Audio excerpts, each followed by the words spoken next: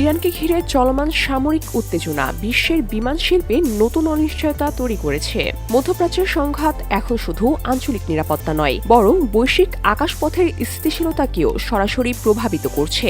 জ্বালানি তেলের মূল্যবৃদ্ধি, ফ্লাইট বাতিল এবং রুট পরিবর্তনের কারণে আন্তর্জাতিক ভ্রমণ ব্যয় দ্রুত বাড়ার আশঙ্কা দেখা দিয়েছে। বিশেষজ্ঞদের মতে, যুদ্ধ পরিস্থিতির প্রভাবে অপরিশোধিত তেলের দাম ব্যারেল প্রতি প্রায় $100 পৌঁছেছে, যা গত কয়েক বছরের মধ্যে অন্যতম সর্বোচ্চ।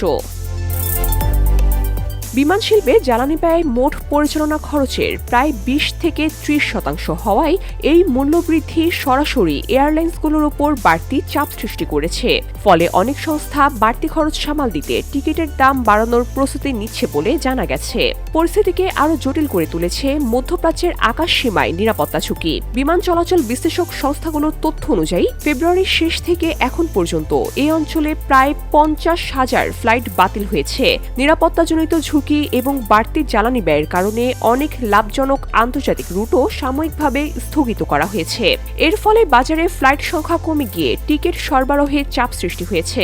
বসুন্ধরা, উত্তরা, বনশ্রী, কুড়িল ও বাড্ডা সহ রাজধানীর বিভিন্ন স্থানে অভিজাত ও অত্যাধুনিক মানের ফ্ল্যাট কেনার এক নির্ভরযোগ্য প্রতিষ্ঠান প্লেজেন্ট প্রপার্টিজ লিমিটেড।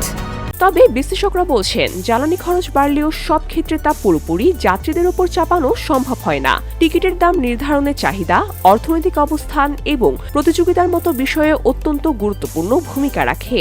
যদি বৈশ্বিক অর্থনীতিতে মন্দা দেখা দেয় বা ভ্রমণের চাহিদা কমে যায়, তবে বিমান সংস্থাগুলো উচ্চ ভাড়া ধরে রাখতে সমস্যায় পড়তে পারে। এর মধ্যে কয়েকটি আন্তর্জাতিক এয়ারলাইন্স ইতিমধ্যে ভাড়া বৃদ্ধি করেছে এবং অনেকে ফ্লাইট সংখ্যা কমানোর পরিকল্পনা করছে।